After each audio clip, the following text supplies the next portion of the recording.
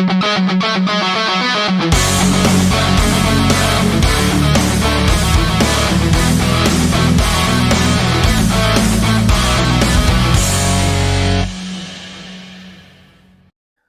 datang di WUI Podcast, part of WrestlingUniverse.id, podcast yang ngebahas semua hal tentang dunia WWE, apa yang terjadi dan mungkin akan terjadi.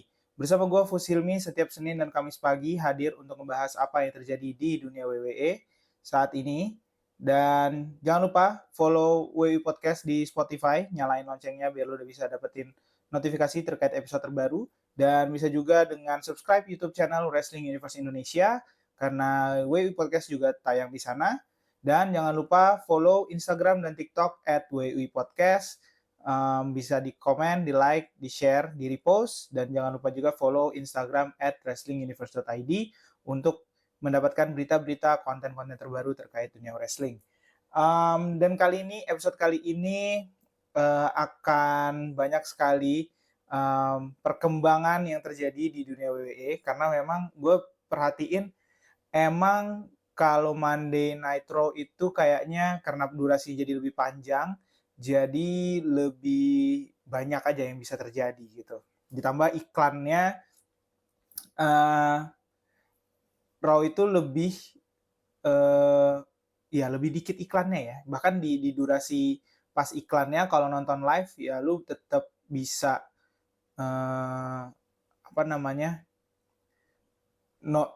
berjalan gitu cerita apa yang terjadi di ring gitu. Beda dengan SmackDown yang emang ke pause aja gitu, commercial break gitu. Nah, di Monday Night Raw kali ini tentunya berita terbesarnya adalah tentang World Heavyweight Championship yang unfortunately harus ditinggalkan oleh Seth Rollins yang mengalami cedera. Ini dikonfirmasi oleh Adam Pearce yang membuka Monday Night Raw juga. Tapi kemudian terganggu sebenarnya oleh tayangan di Tron, Videotron. Bron Breakker datang bersama Bronson Reed dan Paul Heyman. Mereka membawa sabuk WWE World Heavyweight Championship yang harusnya dibawa sama Seth Rollins gitu. Nah terus kemudian di ring Adam Pearce mengumumkan bahwa Seth Rollins mengalami cedera parah gara-gara serangan minggu lalu dari Bronson Reed dan Bron Breakker. Walaupun secara berita sebenarnya masalahnya muncul ketika Crown Jewel, ketika post-to-post shoulder tackle ya dari Seth Rollins ke Cody Rhodes gitu. Tapi secara cerita dibuat masalahnya itu gara-gara The Bronze gitu ya. The Bronze, Braun and Braun Connection ya itulah pokoknya. Namanya masih pakai The Vision by the way. Nah, sehingga Seth Rollins harus menjalani operasi dan harus dicabut gelarnya karena mungkin akan absen untuk waktu yang lama. Menurut berita, bahkan dia akan miss WrestleMania 42 tahun depan di April gitu. Jadi masih akan sangat lama. Sehingga Adam Pearce menyebutkan World Heavyweight Championship akan kembali diperebutkan di Saturday Night's Main Event dengan yang berhak untuk memperebutkan adalah CM Punk yang sudah memenangkan number one contender match sebelumnya melawan LA Knight dan Jey Uso dengan seseorang pemenang Battle Royale yang akan dilakukan malam itu juga gitu. Battle Royale ini jadi ada 20-an kalau nggak salah kontestan akan bertarung bersama-sama langsung di dalam ring gitu bersamaan, tapi eliminasi by keluar dari ring dari over the top gitu, over the rope gitu. Nah kemudian terjadi sedikit ketegangan ketika Adam Pearce meminta Bron Breakker menyerahkan sabuknya, terus kemudian Breakker menuntut Pearce agar meminta dengan sopan dengan bilang please gitu.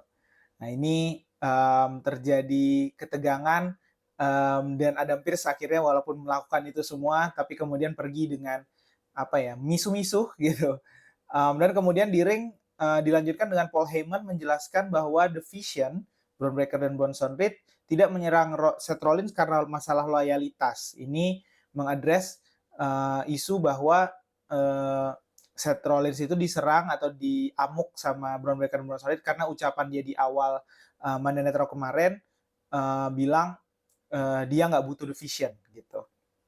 Tapi karena mereka adalah masa depan WWE gitu. Nah terus dari speech ini sebenarnya, dan gue kemarin beberapa kali mencoba mengulang kejadian di Monday Night Raw minggu lalu di akhir, dan ngelihat gesturnya Paul Heyman lagi, sebenarnya ternyata di situ terjadi pembuatan keputusan juga oleh Paul Heyman gitu. Jadi dari Braun Breaker menyerang Seth Rollins, terus kemudian dia ngomong ke Bronson Reed kan, bahwa ini pilihan gua. Bronson Reed membuat keputusan bahwa dia juga menyerang Seth Rollins. Nah, ke Paul Heyman, dia juga Braun Breaker juga ngomong kira-kira hal yang sama gitu. Terus kemudian Paul Heyman mengangkat tangan Braun Breaker dan Bronson Reed di depan Seth Rollins. Itu sebenarnya adalah hasil keputusan dia, bukan karena tertekan kayak yang gue bilang di 2 episode lalu gitu. Dan ini gue ngelihatnya bisa jadi ini adalah the born of young guns, sebuah stable yang mungkin berisi dengan future of WWE gitu, masa depan WWE, apa namanya, roster muda gitu ya. Jadi setelah paling tuanya cuman kayaknya Bronson Reed, itu juga kayaknya seingat gue nggak baru 30-an mungkin. Braun Breaker, jadi di sini mungkin sekali jadi tempat naiknya roster muda dari NXT atau roster baru at least. Ada banyak sekali nama yang mungkin muncul. Austin Theory yang paling sangat dirumorkan. Terus kemudian gua pribadi bilang Obafemi. Terus kemudian mungkin Ricky Sainz, Ethan Page dan lain-lain gitu. Tapi namanya masih pakai division, tapi gue ngelihatnya ini kayak the born of stable, young gun stable gitu. Dan sampai akhirnya nanti kita akan bahas tentang Battle Royale untuk number one contender World Heavyweight Championship. Nah, sebelum kita bahas ke sana, beberapa pertandingan lain yang juga sangat menarik terjadi, yaitu adalah tag team match untuk memperebutkan WWE World Tag Team Championship antara AJ Styles dan Dragon Lee melawan Judgment Day, yaitu Finn Balor dan JD McDonagh.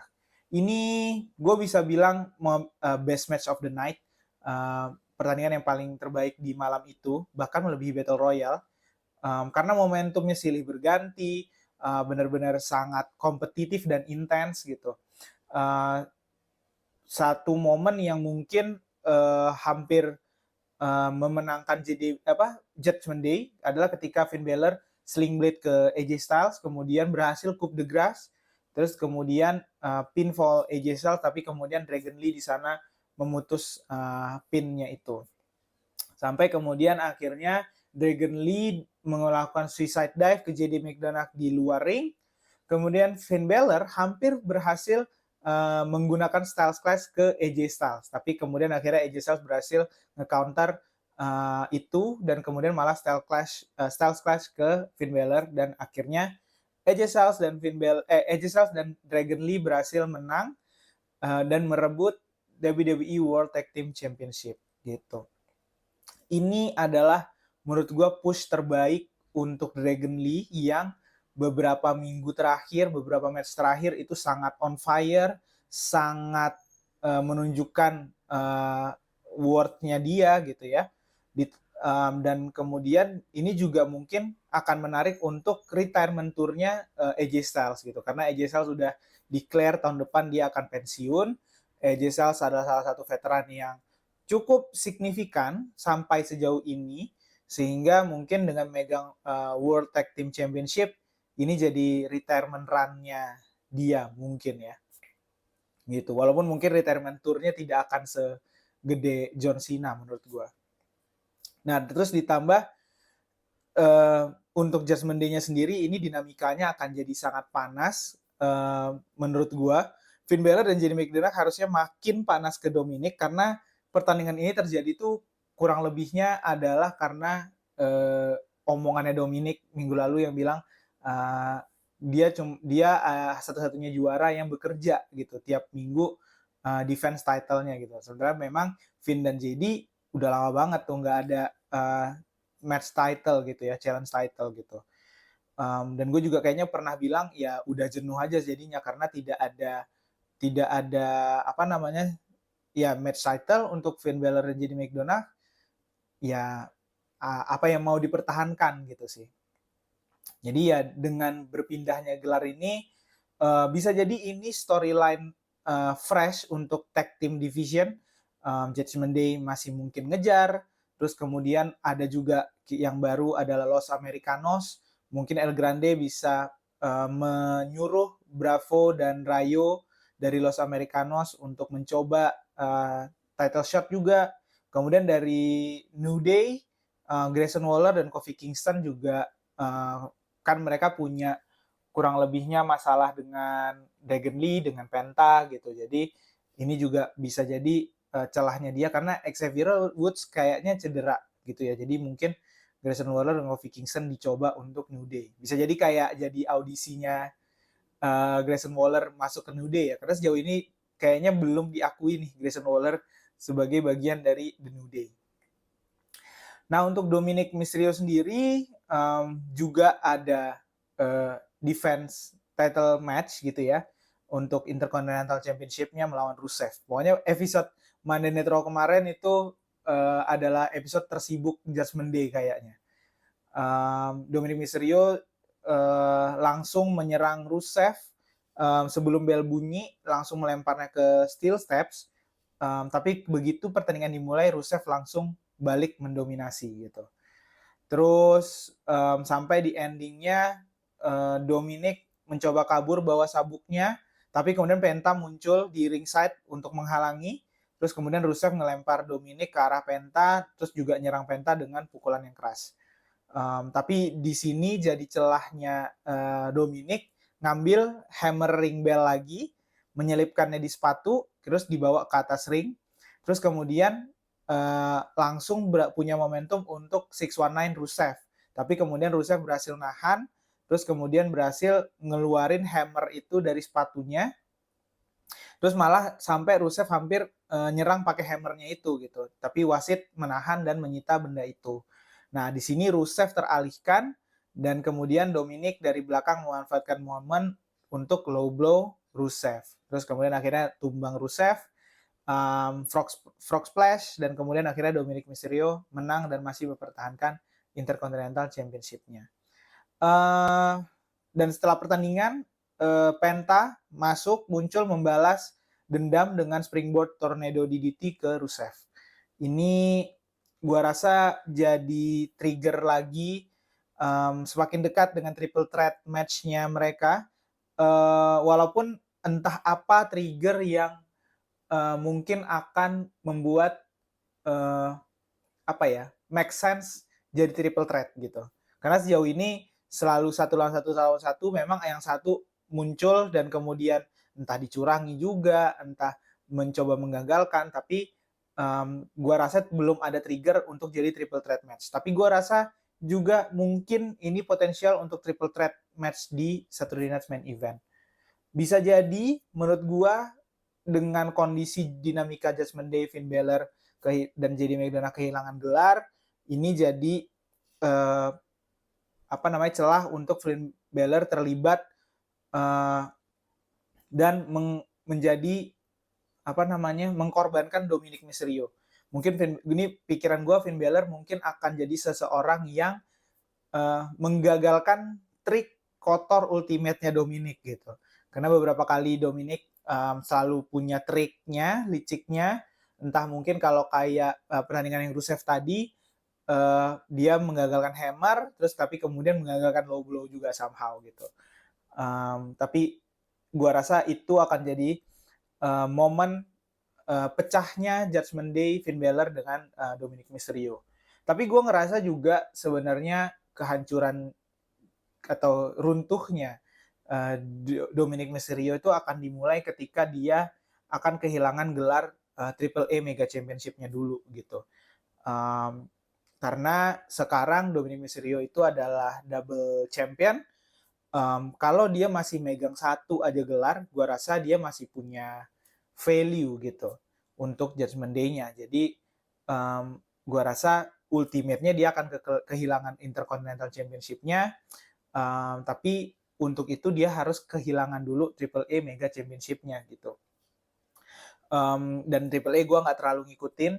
Yang gue cari tahu Dominic itu akan melawan Dragon Lee nanti di Heroes Immortales pada 25 Oktober 2025 untuk si Triple A Mega Championship-nya ini. Tapi gue ngerasa kecil kemungkinannya Dragon Lee bisa ngerebut itu karena Dragon Lee baru aja merebut gelar World Tag Team Championship dan mungkin akan lebih di-push di situ dulu gitu. Dan Dragon Lee jadi double champion kayaknya belum terlalu ngaruh ke universe gitu ya. Jadi kecil kemungkinannya.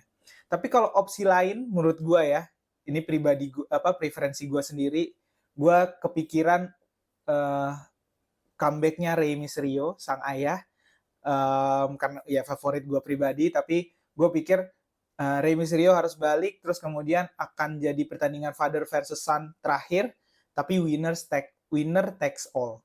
Jadi yang menang akan merebut gelar dua-duanya gitu. Dan di sini mungkin Rey Mysterio bisa ngerebut. Ya itu sebenarnya tergantung storyline selanjutnya, tapi gue sangat ingin sih pertandingan ini terjadi gitu.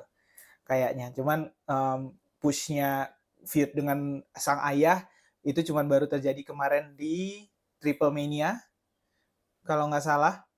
Cuman itu doang. Selanjutnya belum ada lagi gitu.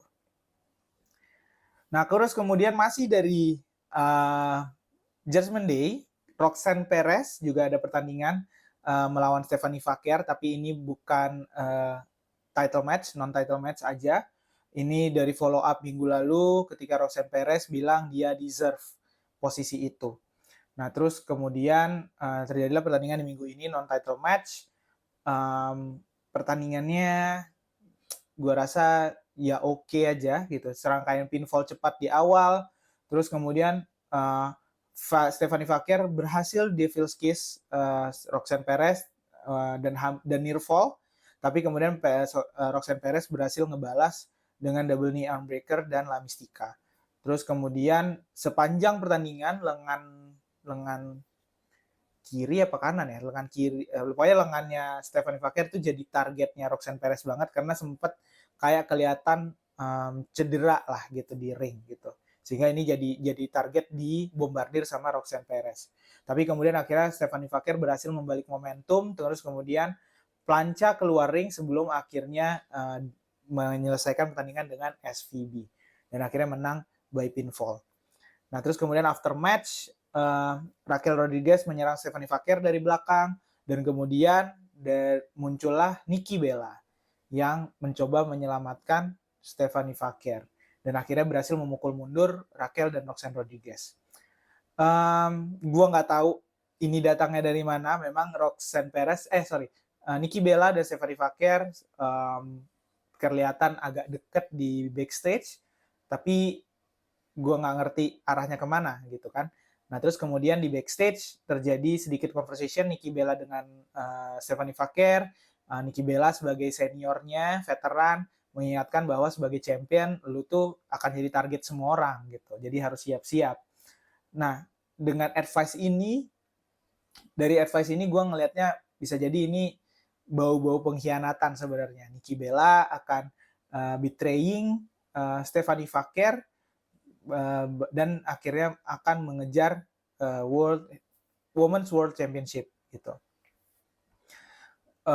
Tapi ya positive flow-nya sebenarnya advice ini ya dari senior to junior dan kemudian mungkin ini jadi awal pengumpulan kubu untuk War Games gitu. Walaupun gua ragu Nikki Bella yang jadi kaptennya, tapi mungkin mereka akan terlibat, itu mungkin aja. Karena War Games untuk divisi wanita so far nggak kelihatan sama sekali sih. Menurut gue apa yang akan terjadi gitu. Bisa jadi nggak ada, bisa jadi juga gitu. Nah kemudian sebelum kita bahas Battle Royale World Heavyweight Championship, ada satu match title lagi yaitu antara Becky Lynch dan Maxine Dupri untuk Women's Intercontinental Championship. Ini follow up setelah minggu lalu ya, Maxine Dupri berhasil menang dari Becky Lynch. Tapi itu masih non-title match dan akhirnya minggu ini dia mendapatkan kesempatan untuk title shot. Becky Lynch mendominasi di awal, lock up di awal, terus kemudian menekan dengan shoulder blocks, tapi kemudian mendendang Maxine Dupri keluar ring dan melempar ke barricade. Terus kemudian tapi Maxine Dupri berhasil bangkit, pump kick dan step up leg drop. Dan menurut gue Maxine Dupri lebih banyak near fall dibanding Becky Lynch. Dan ini jadi make sense ketika Becky Lynch akhirnya frustasi dan kemudian berbalas submission di akhir sampai akhirnya Becky Lynch kehilangan kesabaran dan memukul Maxine Dupri dengan sabuknya. Dan akhirnya Becky Lynch didiskualifikasi, Maxine Dupri menang by disqualification, tapi title tidak berpindah karena Maxine Dupri menangnya tidak by submission atau pinfall gitu. Terus akhirnya pasca pertandingan Becky Lynch masih terus menyerang Maxine Dupri dengan running knee dan manhandle slam. Terus kemudian di area penonton sempat chanting manggil AJ Lee, tapi tidak muncul. Dan gue ngerasa mungkin untuk Intercontinental Championship ini emang yang oke adalah yang ngedethrone ya AJ Lee gitu dengan menyelesaikan, bisa dibilang ya, menyelesaikan konfliknya dengan Becky Lynch dari WrestlePalooza. Walaupun di situ AJ Lee menang ya, tapi mungkin ada bisa jadi dibilang unfinished business yang personal gitu. Karena ya gue ngerasa Intercontinental Championship-nya jadi mulai mentok aja gitu. Kontendernya nggak ada. Sama kayak sebenarnya divisi wanita yang lain, kayak lagi terlantar aja sih gitu. Intercontinental Championship, Bayley dan Lyra lagi tag team. Terus kemudian yang mid card mungkin belum ada yang menarik. Maxine Dupri, Zelina Vega tapi di SmackDown ya.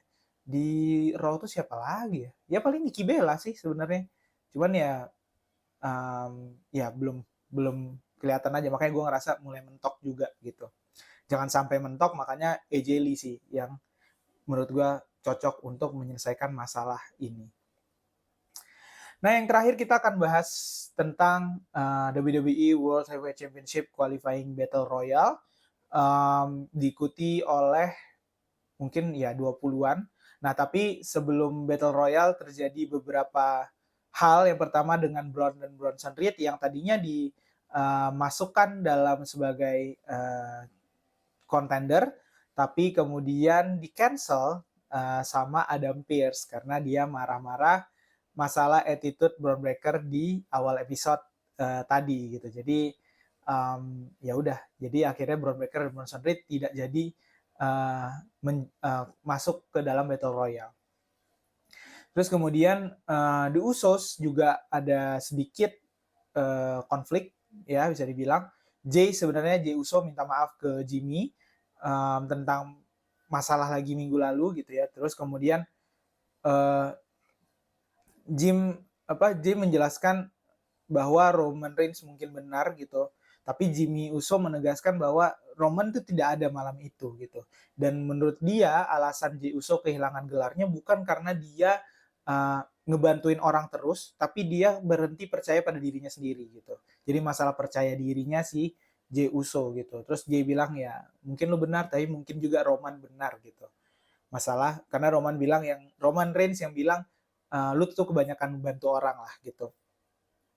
Terus kemudian Jim menyuruh Jey Uso menemukan jawabannya sebelum Battle Royale karena dia akan melawan semua orang termasuk Jay gitu. Nah itu yang terjadi dengan sebelum Battle Royale. Menurut gue diadakannya Battle Royale ini bisa dibilang sesuatu yang terlalu terburu-buru. Tapi mau gimana lagi, kayak momentumnya kalau nggak di Saturday Night's Main Event, kapan lagi gitu kan. Jadi kayak ya tidak ada opsi lain gitu sebenarnya.